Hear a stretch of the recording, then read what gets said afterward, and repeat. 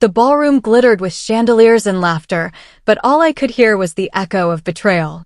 My daughter, the one I had raised alone after her father's death, had stolen every penny of the 5 million inheritance meant to secure my future.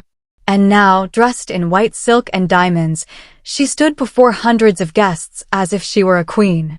She thought her secret was buried forever, but I had come prepared.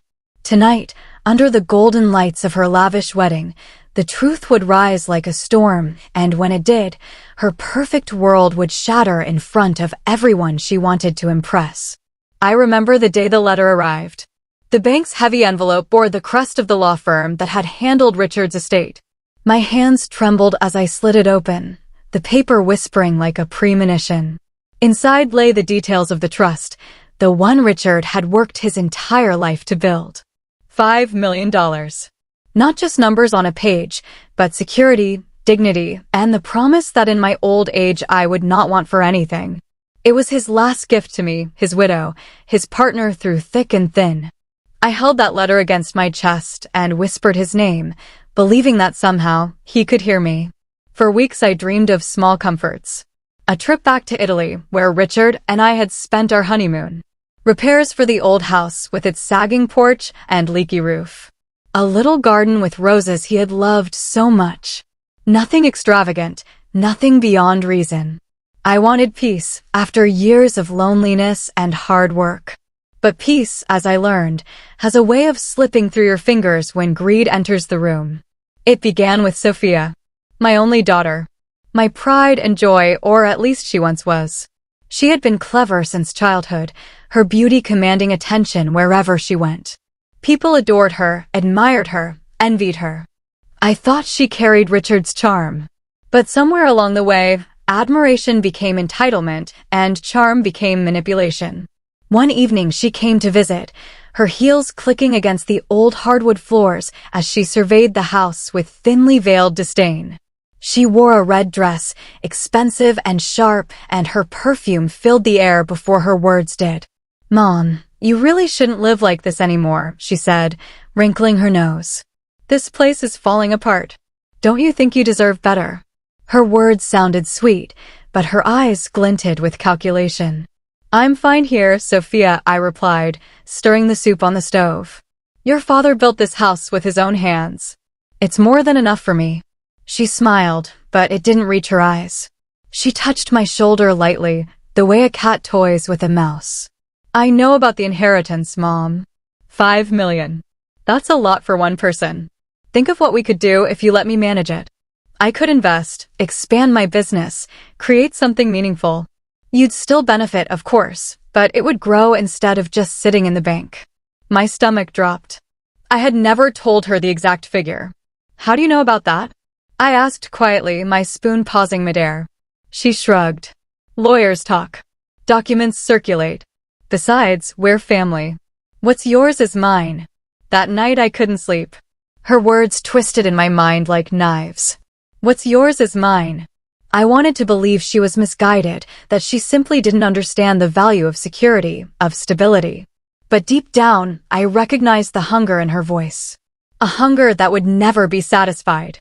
Weeks later, I discovered the truth. A call from the bank.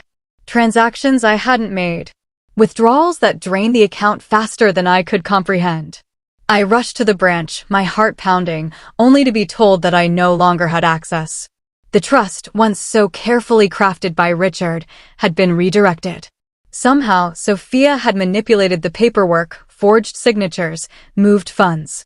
She had stolen everything. I sat in my car afterward, gripping the steering wheel until my knuckles turned white. Tears blurred the world outside. My own daughter. The child I had carried, nurtured, protected.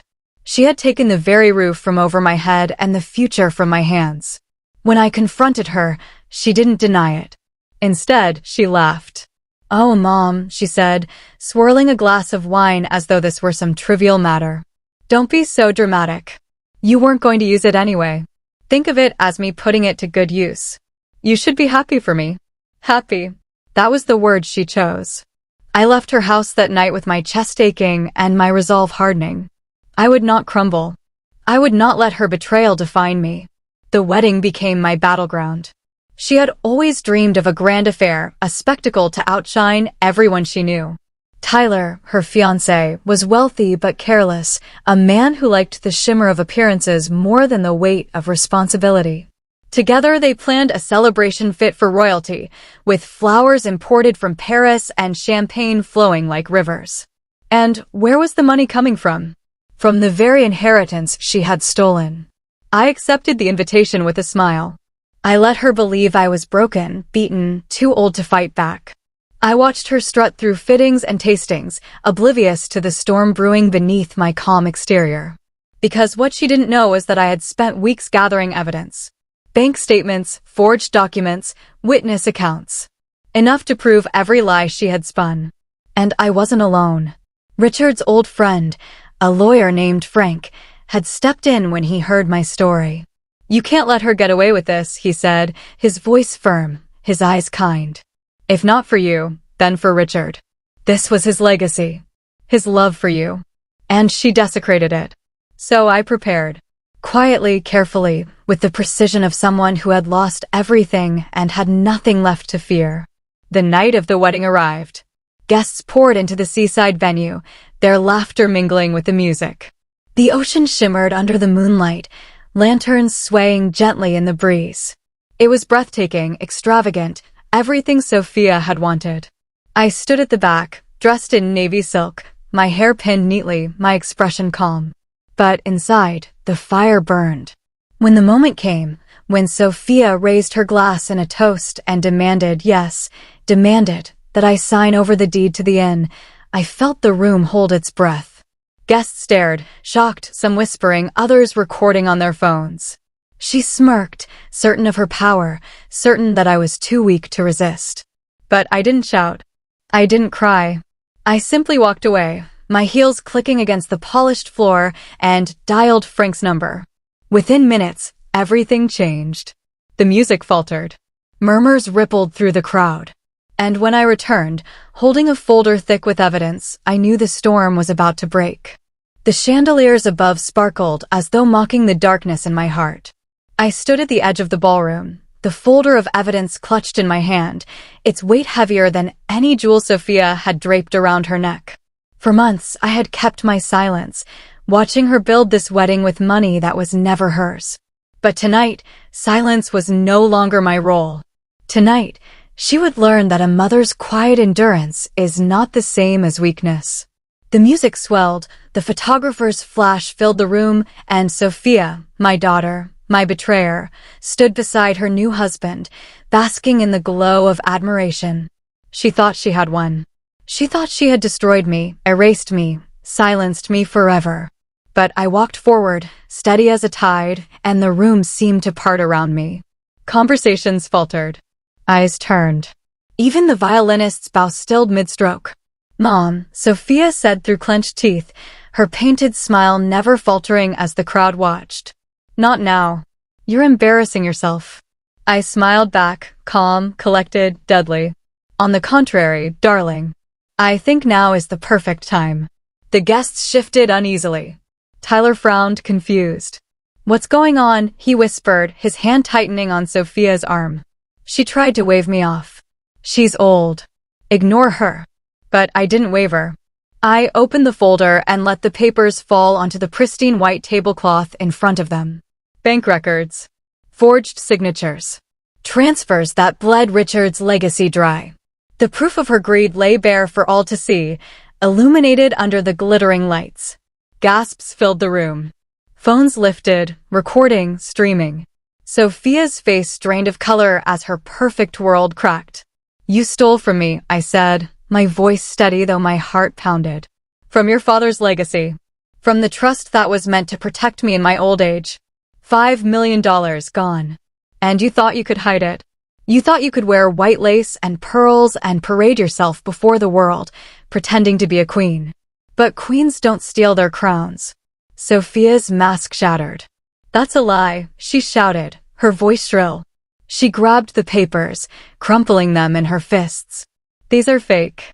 She's just jealous. She never wanted me to be happy." But Tyler was already reading the documents. His expression shifted from confusion to horror. Sophia, tell me this isn't true. She stammered, reaching for his hand, but he pulled away as though her touch burned. You used her money? For this wedding? For everything. Her voice cracked. It's not like that. She didn't need it. I was going to pay it back. I wanted this. I deserve this. Her words echoed through the room, selfish and hollow. Guests exchanged whispers. Friends who had once adored her now looked at her with disgust. The facade she had built, brick by brick, crumbled before her eyes. I turned to the crowd, my chin lifted. This wedding, this display of wealth, it was bought with stolen money. My daughter thought she could erase me, the very person who gave her life. But the truth always comes to light. Security guards approached, summoned by Frank, who had been standing quietly in the back, ready for this moment. He handed documents to the officiant, to Tyler's parents, to anyone who would listen. The law was now undeniable. Sophia broke. Her shrieks cut through the music as she clawed at the papers, at me, at anything to stop the tide. You can't do this. You're ruining everything. I looked her in the eyes, and for the first time in years, I felt no guilt, no hesitation. No, Sophia. You ruined everything. Tyler tore off his wedding ring before the vows were even spoken. His parents stormed out, humiliated. The guests began to leave, murmuring in disbelief, shaking their heads at the scandal they had just witnessed. And Sophia, once the radiant bride, collapsed to her knees in her gown, sobbing as the world she had built on lies turned to ashes around her. I walked away, my heels echoing against the marble floor, the folder now empty but my spirit full. Richard's justice had been served. My justice had been served. That night, I sat alone by the ocean, the waves crashing against the shore. For the first time since I discovered the theft, I breathed without pain. I thought of Richard, of the promise he had left me. I thought of the roses I would plant, the garden I would build, the peace I would finally claim. Sophia had stolen my inheritance, but in trying to destroy me, she had destroyed herself. And I, the mother she underestimated, had risen stronger than she ever imagined. The wedding was meant to be her triumph. Instead, it became her undoing. And as the stars glittered above, I whispered into the night, "Rest easy, Richard. She will never touch your legacy again."